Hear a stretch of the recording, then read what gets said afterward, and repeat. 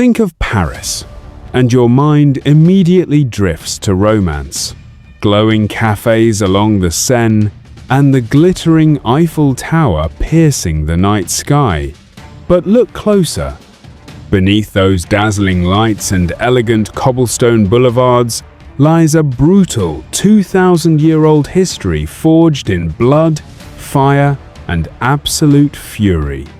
From savage Viking raids and the suffocating grip of the Black Death, to the terrifying drop of the guillotine and the thundering march of Nazi boots, this is a city that has been burned, besieged, and brought to the brink of total annihilation time and time again.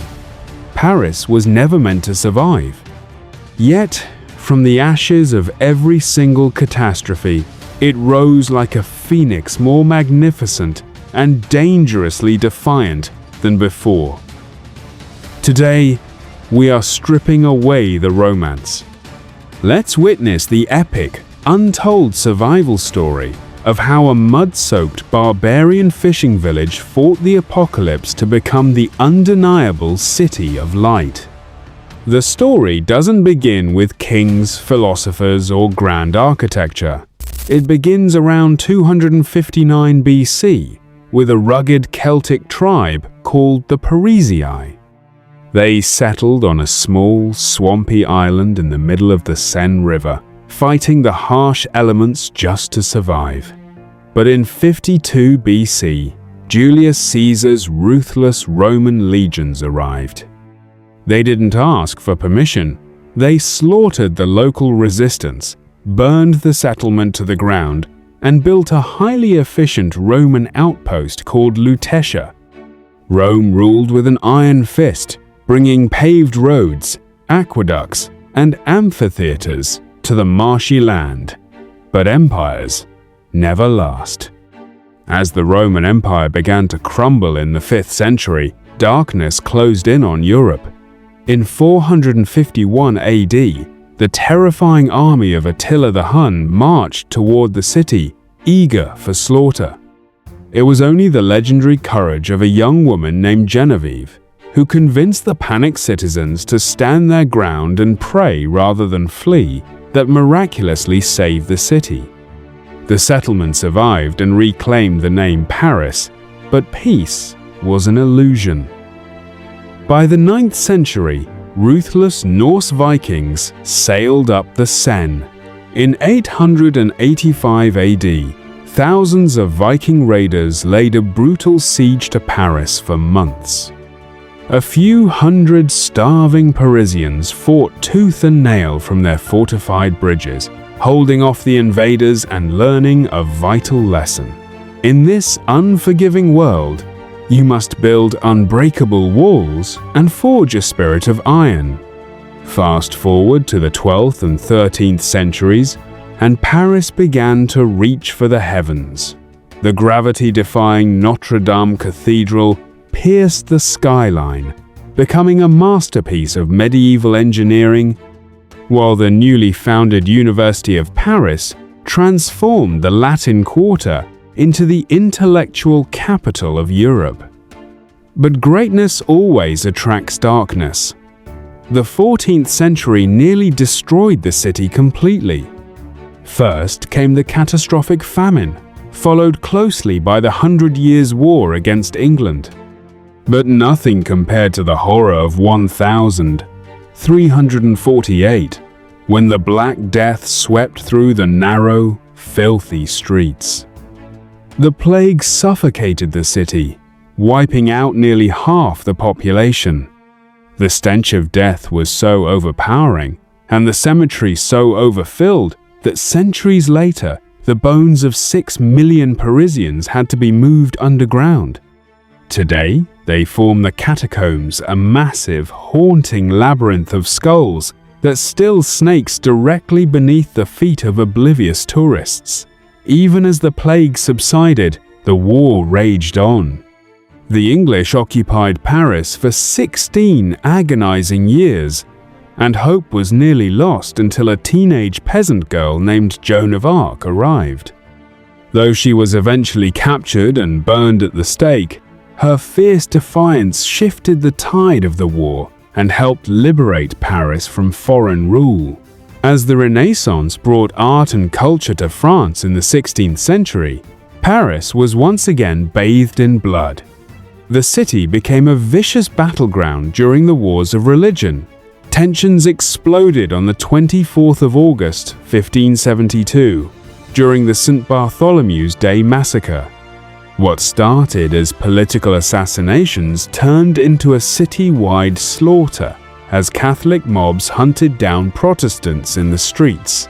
Thousands were murdered in just a few days, their bodies thrown into the Seine until the river ran red. It was one of the darkest chapters in Parisian history, leaving deep psychological scars on the city. But the deadliest threat to the established order wouldn't come from religious rivals or foreign invaders. It would come from the starving masses. By 1789, Paris was a powder keg. Crushed by crippling poverty, disease, and starvation, the people watched as the monarchy indulged in sickening luxury at the Palace of Versailles. Finally, Paris snapped. The masses stormed the Bastille fortress, igniting the French Revolution. The streets literally ran red with aristocratic blood. During the Reign of Terror, the guillotine became a mechanical butcher, working tirelessly in public squares to sever the heads of King Louis XVI, Queen Marie Antoinette, and tens of thousands of ordinary citizens deemed enemies of the revolution. Out of this chaotic, terrifying slaughter rose a military genius with imperial ambitions: Napoleon Bonaparte. He crowned himself emperor and began transforming the battered city into a grand, monumental capital built on the spoils of his European conquests. The 19th century brought an era of radical physical transformation and even more bloodshed.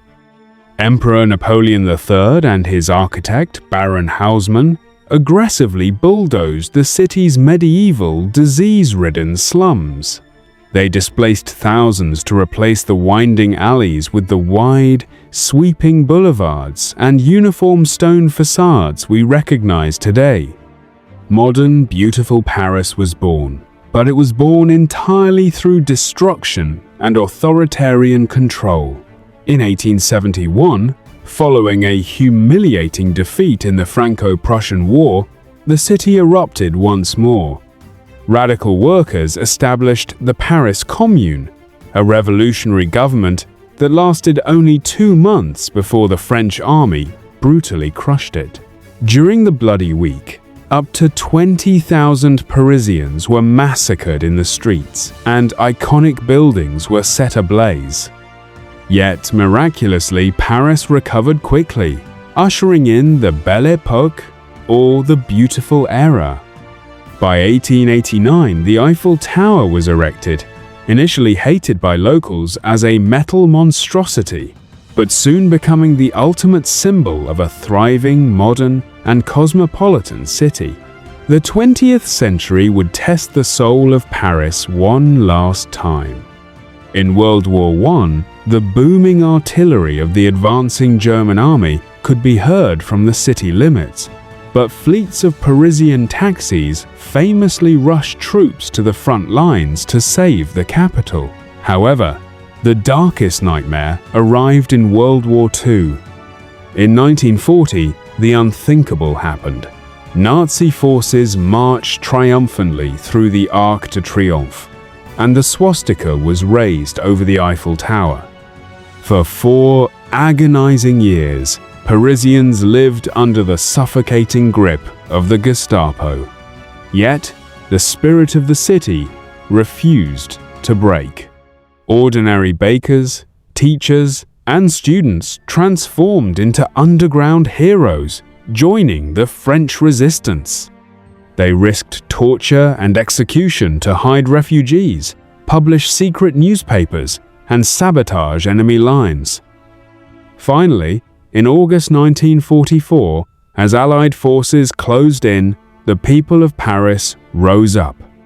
They built barricades, fighting block by block, bullet by bullet, until their beloved city was finally liberated. Paris is far more than a collection of beautiful monuments, high fashion, and romantic bridges. It is a living, breathing entity with a soul forged by relentless conflict. It has been conquered by foreign armies, ravaged by merciless plagues, and repeatedly torn apart by its own people's insatiable demand for justice. Yet, through every unimaginable disaster, it has never lost its core identity. Paris is the ultimate symbol of human resilience. It is a city that taught the world that ordinary people have the power to overthrow tyrants, demand their rights, and shape their own destiny.